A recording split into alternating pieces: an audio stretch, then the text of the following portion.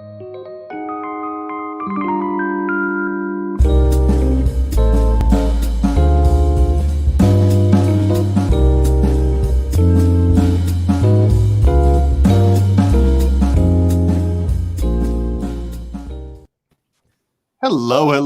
everybody. Oh yeah, I do think that my connection's a little unstable. We are DebateSensei. It is Wednesday.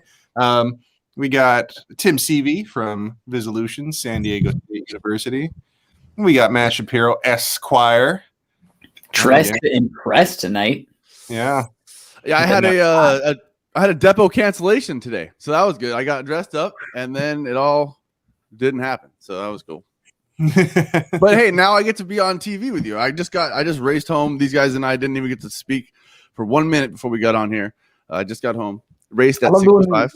When we started this, you were a lowly law student, and here you are getting stood up for deposition meetings. So proud of you.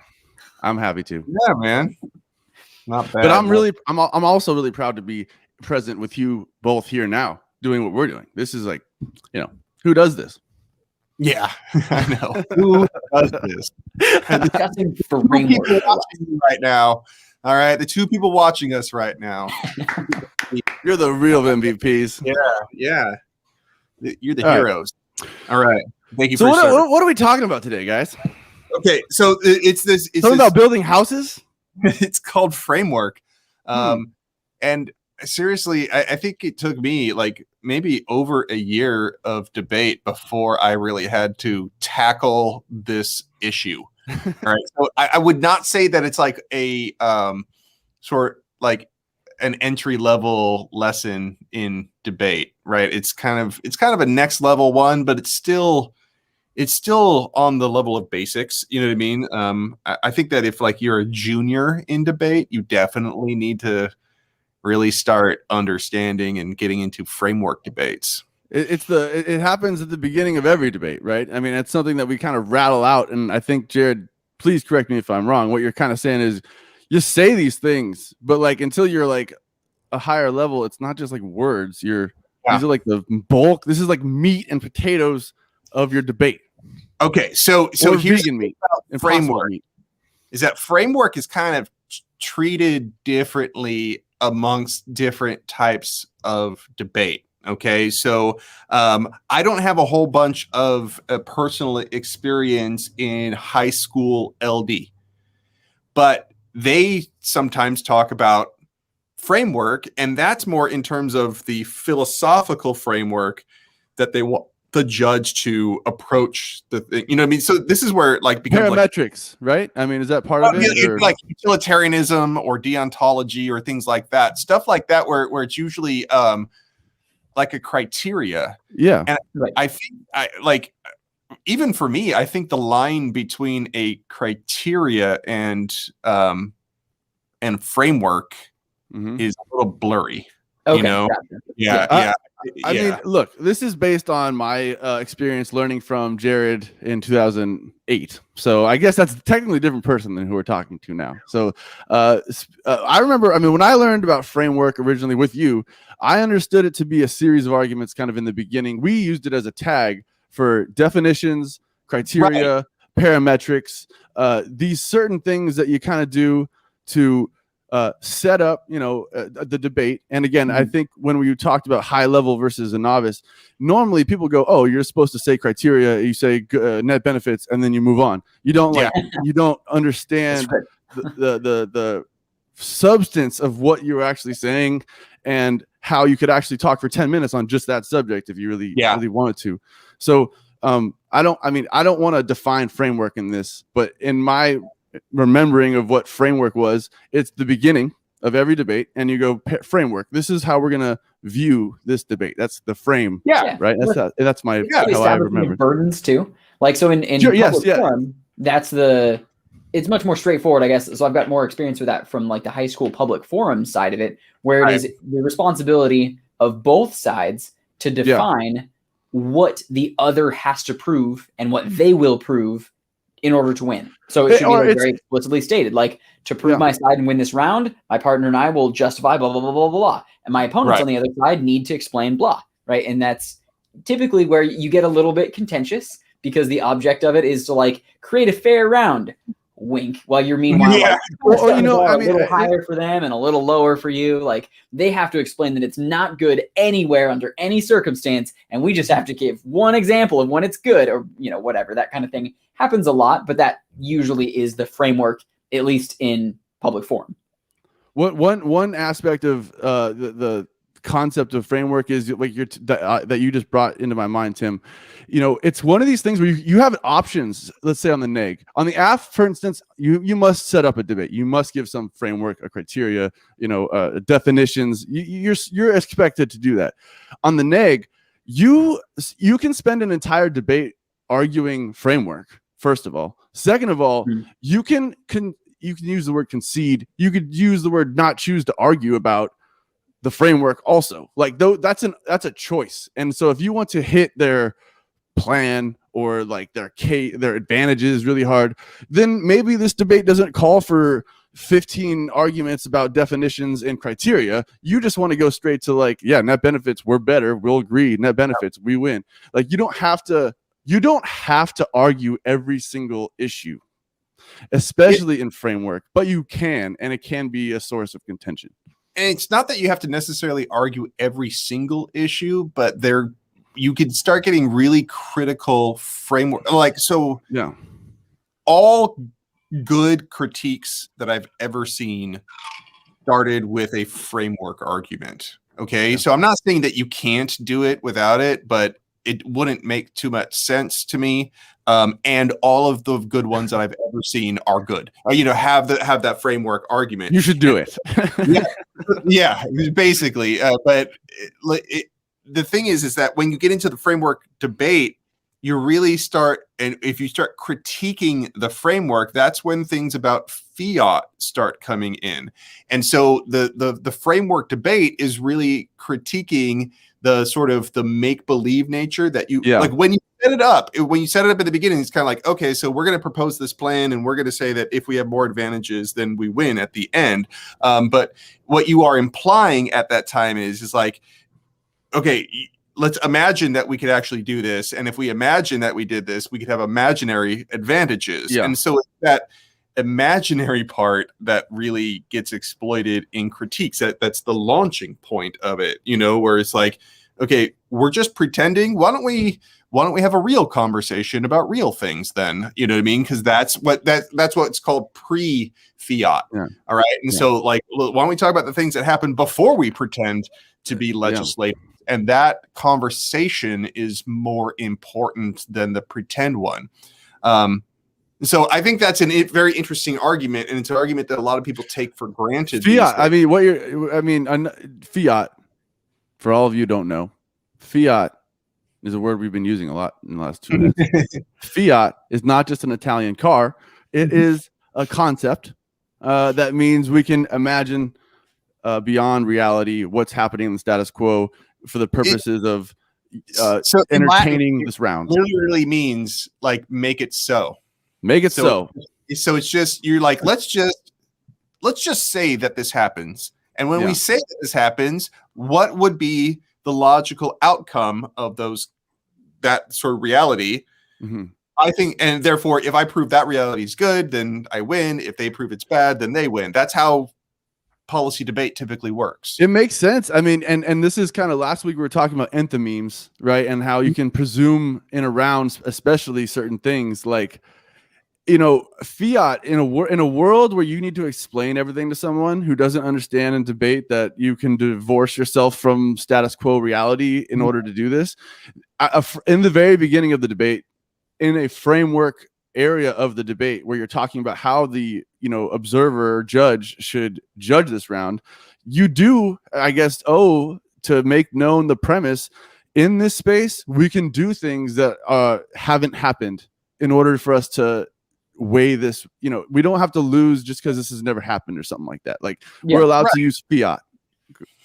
But that also, it gets exploited on the other end, right? Yeah. Where like, and then people are like, well, if we're going to have a conversation about something real, then I could basically just have any discussion I want. And so that's where like capitalism critiques on everything come from. It's like, okay, fiat doesn't matter. So talking about capitalism, that's the most important thing. And then like, and so it like becomes, and I don't know if that seems like an exploitation of the theory, rather than the eloquence in how people articulate either how something could be possible or how on the other side you need to bootstrap them back to reality, because we're not. There is, me and Tim, for instance, have argued about like creative counterplans versus no counterplan, even if the counterplan is maybe like something that's maybe not even possible. I like the argument. I don't like it. I just want everyone to understand that in debate, we are allowed to be like, you don't like it.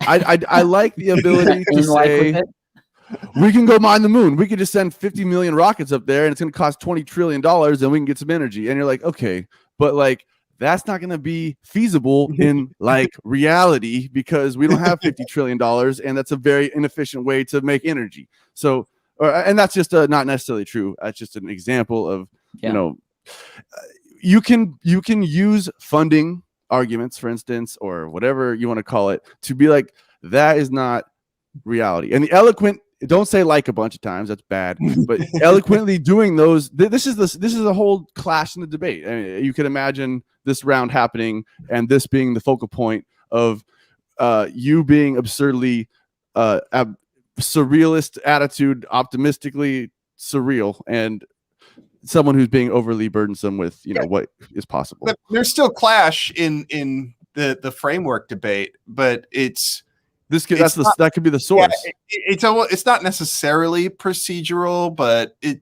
kind of is procedural. You know what I mean, in that element about like which arguments we value the most, because I think like, I mean, don't get me wrong, I've seen it done really well, and so I'm just kind of explaining times when I think it's not done really well. It's when it seems to be just a way to ignore your opponent and the arguments that they make, and that seems antithetical to the entire purpose of debate. You know what I mean? Just like contrary to, it's like the whole purpose of debate is to have a conversation with somebody with disagreement, right? And it's like, it's to win. Yeah, it's to evaluate those ideas. And so if the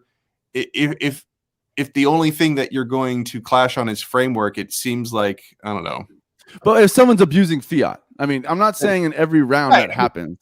Every argument can be abused in one way or another. Yeah. And people, I think, pretty regularly will try and stretch the boundaries of the framework. The goal is not to let me make it really hard on me and really easy on my opponent. That's never going to happen. At most, they will make it, I will prove that there are advantages and those outweigh the other side's disadvantages at the most, basic, or at least the most level playing field. But pretty regularly, it is intended to make it seem harder on the opponent or harder on one side and easier on yourself. I see that a lot. And so I think there's some kind of base level clash there. But especially when I think you start seeing framework used in critical positions, or like, Jared was pointing out in high school LD, when there becomes some theoretical framework to it of like, I want, we need to view this round through an economic model. It's an economic topic. And so therefore we should only care about that which produces the greatest economic result, or like the greatest amount of prosperity or whatever. And that's where I think you see some really interesting debates where the other side says like, yeah, but economies aren't real, right? Like it's not an actual tangible real thing. And so we need to take a step back and say like, no, it's the impact on human beings. Like, so what if theoretical, like if like more dollars are made, but if people's lives are worse, right? So no, we should evaluate it through some kind of more human focused philosophy, right? The best critiques I've seen that they really take the framework is about like what the purpose of debate is, and when it starts getting into debates about like equity and stuff, I'm like, now that's brilliant. You know what I mean? It's like, because then you are talking about things that we can affect, right? It's like we are the people that make these decisions, and so when it's done well, it's profound. You know what I mean? It's just awesome. But when it's done poorly, just to kind of like, well, I don't know what to say, so I'm just gonna like do a stock framework debate and do my critique from my back pocket. Yeah. I think we're talking about limiting ground, right? whether it's advantageously doing it or just the nature of what you're doing. I think the more I think about it, we're talking about critiques. Even a critique, like very often a critique will say, yeah, your plan does X, Y, and Z, and that may be good, but it is this one thing, and it's as in the entirety of the universe, it's one part. Yeah. And because that framework, right, like everything is kind of like, listen, your arguments about advantages are just as much words that were spoken in around as mine were. Mine were better. You know what I mean? It's like, or mine were more important, or I've made mine more important. I guess what I'm trying to say too is when you're not even using a critique, you can say, let's make this very operational. Net benefits is one we brought up earlier. Simply saying net benefits means, whoever on balance has more benefit, even 1% more, then I should win. All right.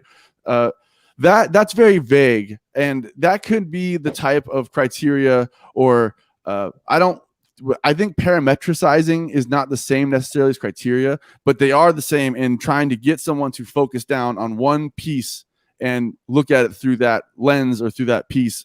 So in that regard, they're kind of the same, and they're framework arguments. Limiting the ground. Could you guys give me examples of when you would want to limit ground, either for you or stick the opponent in a box to get them to be limited in ground?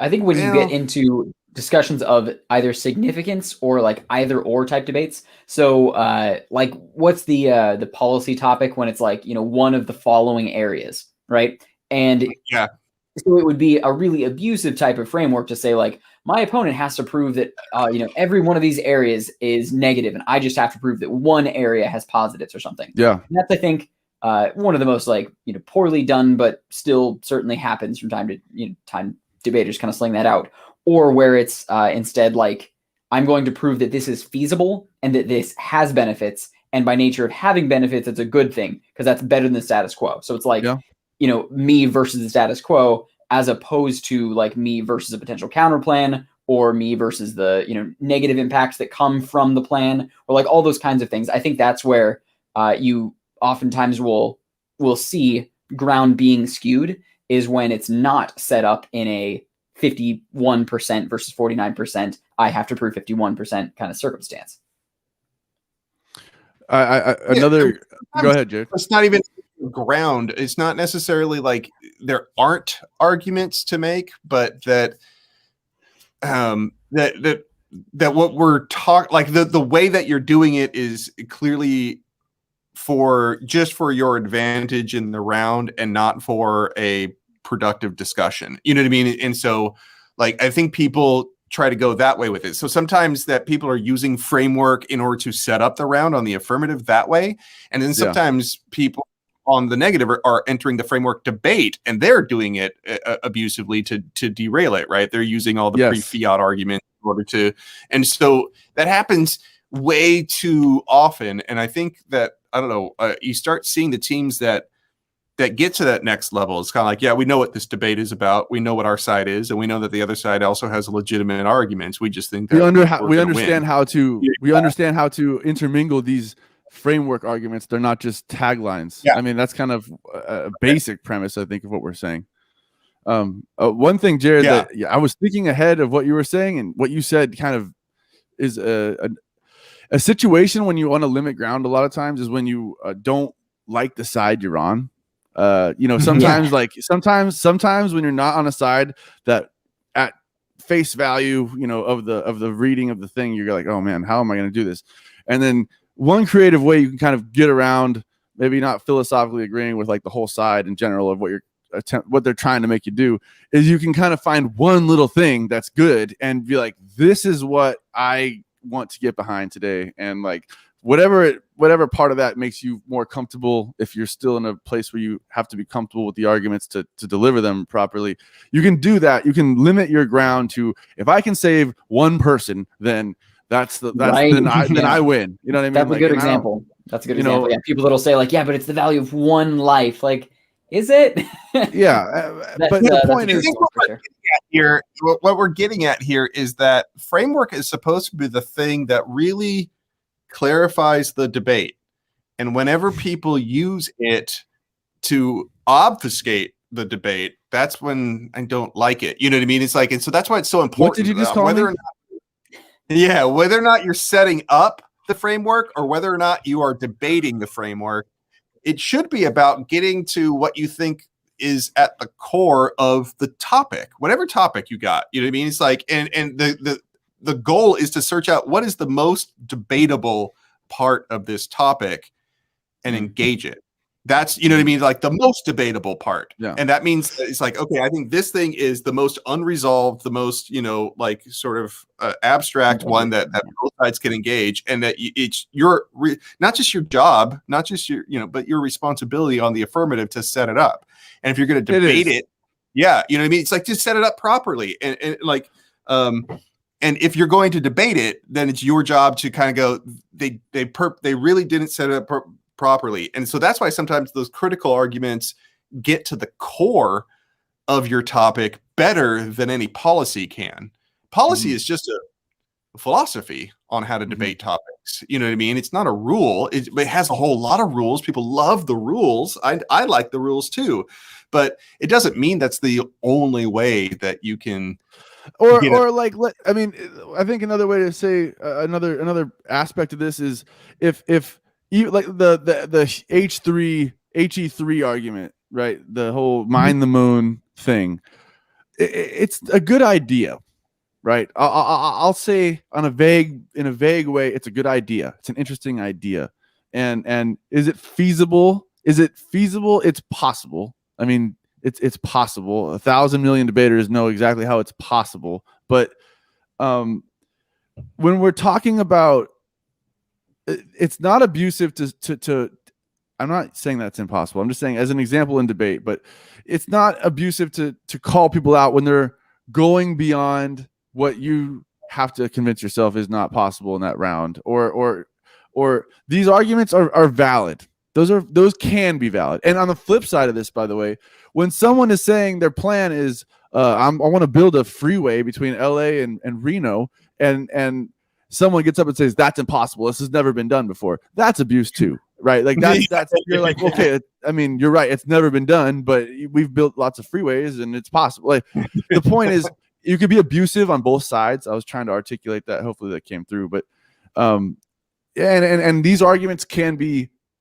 hopefully they're not, but they can be the source of an entire debate if this is what time gets spent arguing. Like, so question for you, Jared, because I think as you just described that, it sounds a lot like framework can be very similar to a value, right? So in value debate, as one of the trichotomy channels, you have to come up with what is your, so on our side, we value this thing. And so therefore the team that accomplishes this or that upholds this value the best should win this round. That's kind of a style. That's kind of a way of framing the debate. That's kind of a framework discussion. So I'm thinking on rounds that you get, for example, it comes up often, like the economy versus the environment. Like when in conflict, the USFG should prioritize environmental protection versus, over some kind of economic downturn or something, or economic stability.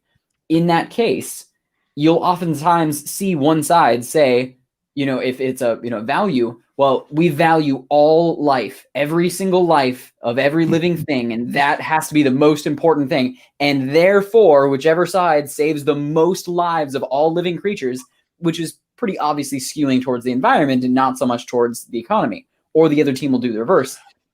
How do you see values interacting with frameworks, Jared? Okay. Or Matt, if like you got a piece on that. I think in that sense, the framework becomes like, because if you're talking about like value rounds, that's typically a topic that would be much more in high school LD. And in that sort of perspective, the term framework would be sort of the philosophical method that you're using to evaluate that. You know what I mean? So if you're using utilitarianism, then it becomes the most amount, the greatest amount of good for the greatest amount of people, whereas deontology is treating people as ends in and of themselves, right? And so those two frameworks might actually come out with different outcomes for like valuing lives or something like that, because Yeah, and so I think that is how that would work on a topic like that, in and around like that. But when we're talking, but if you have more of a policy topic, framework starts becoming sort of the like this whole sort of game that we're setting. Like, what house are we? Are we, British Parliament? Are we the EU? Are we Congress? I mean, it's like, and we kind of like put ourselves in that position and say, all right, so if we were this group of legislators and we passed this piece of legislation, we would assume that would yield good results. That's kind of the same thing as a value round. You know what I mean? It's kind of like, that's just how we're doing it. And then you get into the advantages. And so, which would not be framework. That's the official like breaking point. Yeah. Whether the plan text, Tim, what you said, I wanted to talk about what you just said. So my understanding, and I'm not trying to speak for everyone. I'm not speaking for everyone, and I'm not speaking for anyone but myself. But framework, when I debated, especially specifically in Parley, was a tagline for me, which any argument we used to parametricize the round was under, including definitions, type of debate. We back in the day, I mean, I don't know about anymore. Now I know typically everyone tries to just do policy, right? Like even your resolution was perfect. The United States federal government should prioritize economy over the environment. Someone comes into that round, 4 out of 5 schools come into that round going, oh, there's an act and this is all about this act. And we're going to talk about the act. And the other team is already prepared for the act. And people typically jump to policy, but trichotomy, which Jim dropped that word, it means there's 3 types of debate that I'm aware of. There's the fact debate, there's the value debate, there's the policy debate. That would be in the framework. In the beginning of the round, you're like, we as the AF are defining this as a value round based on the words of the resolution. You say that. And like, that's what I'm saying, where someone could come up as the neg and argue that this is a policy round or policy in substance. We're supposed to talk about this act. Sorry. And if there was that framework sort of setup right there, I think people could be a little bit more creative with it. Like, I don't know, if you had like dogs versus cats debate, you could set up a framework where, just like Matt was saying a second ago, it's kind of like, all right, we're going to approach this as a value round. Okay. Yeah, we're the value round, or we could do a policy. I'll just get to the policy in a little bit, but on the value one, it's kind of like, listen, let's imagine a world in which there are only dogs versus a world in which there are only cats. One to the exclusion of the other. Which world is better? And which world has more rats? You see what I'm saying? That doesn't necessarily just give either side a disadvantage, but it frames the debate. It's a framework for the debate. That's you see what I'm saying? And I've never heard someone deliver 2. I've never heard someone come into a round say, my first quick thing, this is a value round, cats are better. Second, policy round, here's my act I'm going to deliver. I've never heard that in my life. No, but there's like, if you in another round, like you could do a policy round and like imagine that you are going to that you are single and straight out of college, and you are going to decide upon buying a pet or adopting a pet. Is it going to be a cat or a dog? That's a policy. Yeah, right? There's your parametricizing, Matt. Like that really pares the round down to, in this circumstance, dogs are better than cats. And so if both sides agree to it, okay, yeah, I don't see that hardly ever. And I like that. Like, I think you see it more in like metaphor rounds where there's a requirement of really narrowing it down to saying like, this is the house and this is the circumstance and now here's the policy. But I think that would be really valuable for more debates to do that kind of careful paring down to still try and make it equitable or try and make it like a fair, even-sided debate. Because I think it's just kind of a waste when it's intentionally used to skew. But you're right. Like if it were to say like, let's choose this circumstance and then debate it, I think that is a framework that would make for a more interesting type of round. Right. Yeah. I mean, I think it can happen all over the place. Like the werewolves versus vampires. You could debate about who would win in a fight, or which one would you rather be if you were forced to choose. Those are 2 different debates. Right. Yeah. You know what I mean? It's like if you were infected with one or the other, like that's not, you might not win in a fight, but you still would want to. I've never met a good looking werewolf. In werewolf form, I should say, like when they're in their full superpowers. Look, like if I don't look like a werewolf right now, Yeah. We all got the full camera fuzz. The Ted Cruz look going on. Oh man. Anyways. Yeah, so like I don't know. The framework should be about getting to the heart, be about winning. And at that sound, that's our time. Yeah. When you hear the werewolf call, you know that's our 30 minutes. All right, man. That's as good a point as any to call it. All right, everybody. We got Matt Shapiro, Esquire, Tim Seavey. You got Jared Kubika Miller. We will see you next week. All right. Bye-bye.